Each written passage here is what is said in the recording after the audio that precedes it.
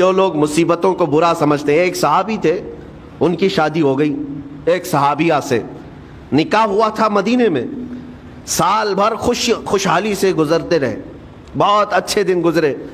سال ختم ہونے کو تھا کہ خاتون جو ہے لڑائی کرنا شروع کر دیتی، کہتی ہے مجھے تمہارے ساتھ رہنا نہیں، مجھے طلاق چاہیے، ڈائریکٹ طلاق۔ تو صحابی نے کہا ہوا کیا؟ وہ صحابیہ کہتی تھی نہیں مجھے تمہارے ساتھ رہنا نہیں۔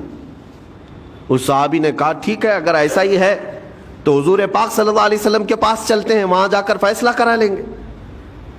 تو وہ صحابیہ مان گئیں، کہا چلو چلتے ہیں۔ تو دونوں چلے جا رہے تھے اپنے گھر سے، حضور پاک صلی اللہ علیہ وسلم کے دربار میں فیصلہ کروانا ہے۔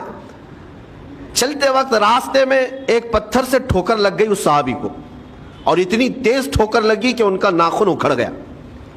اب وہ ان کی خاتون جو بیوی صحابیاں ہیں وہ فوراً اپنے دوپٹے کا کپڑا پھاڑ کر کے انگلی کو باندھتی ہیں اور خون روکتی ہیں، اور اس کے بعد کہتی ہے چلو واپس گھر چلتے ہیں۔ گھر واپس آنے کے بعد وہ کہتی مجھے طلاق نہیں چاہیے، ساتھ میں رہوں گی۔ کہا عورتوں کا موڈ، عورتوں کا اس طرح کا فیصلہ کیا بات ہے؟ وہ صحابیہ کہتی ہے میں نے سنا ہے کہ جب کبھی کوئی بندہ بیمار نہیں ہوتا تو اللہ اسے پسند نہیں کرتا۔ میں نے جب سے تم سے شادی کی ہے سال بھر ہو گئے، ایک بار بھی تم کو بیمار ہوتے نہیں دیکھا۔ مجھے ایسا لگنے لگا کہ کہیں تم اللہ کے ناپسندیدہ بندے تو نہیں ہو، اس لیے میں تمہارے ساتھ نہیں رہنا چاہتی تھی۔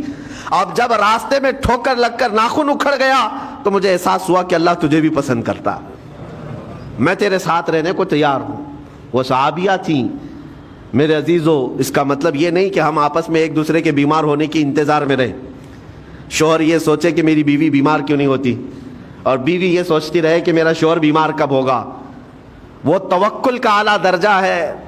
انتظار اور تمنا مت کرو بیمار ہونے کا، بلکہ بیماری آ جائے تو اللہ کا شکر ادا کرو، آ جائے تو صبر کرو۔ عزیزان گرامی وقار، ہم آج امام حسین اور ان کے رفقائے گرامی رضوان اللہ علیہم اجمعین کو یاد کرتے ہیں تو صرف رونے کے لیے نہیں یا صرف غم منانے کے لیے نہیں، بلکہ داستان کربلا سنانے کا ایک عظیم مقصد یہ ہوتا ہے کہ نوجوانوں کے اندر بلکہ بوڑھے اور بچوں کے اندر بھی ایمانی جذبہ ایسا آ جائے کہ وہ ہر مصیبت پر ڈٹ کر کھڑے ہو سکیں، ہر یزیدی کا مقابلہ کر سکیں۔ ایک تو اس کا میسج یہ ہے، اور دوسرا میسج یہ ہے کہ چاہے جیسی بھی مصیبتیں آئیں ایمان کے ساتھ رہنا ہے، صبر اور شکر کو ہرگز نہیں چھوڑنا ہے۔ مصیبتیں ہمارے پاس اب اتنی بڑی تو نہیں آتی کہ ایک خاندان کے ہی اتنے لوگوں کو کاٹ دیا جائے، ایسی مصیبتیں تو نہیں آئی۔ اب جو کچھ بھی آتی ہیں ہمارے ساتھ وہ مال کی کمی کی، کبھی دکان میں دھندا نہیں چلتا، کبھی بچے کسی کو نہیں ہو رہے ہیں، یا پھر گھر میں کوئی بیمار ہے، کوئی مستقل بیماری آ گئی ہے، یہی تو مصیبتیں ہیں۔ مومن کے لیے یہ قید خانہ ہے، زیادہ آسائش اور آرام کی فکر نہ کرو۔ یہ دنیا مومن کے لیے قید خانہ ہے۔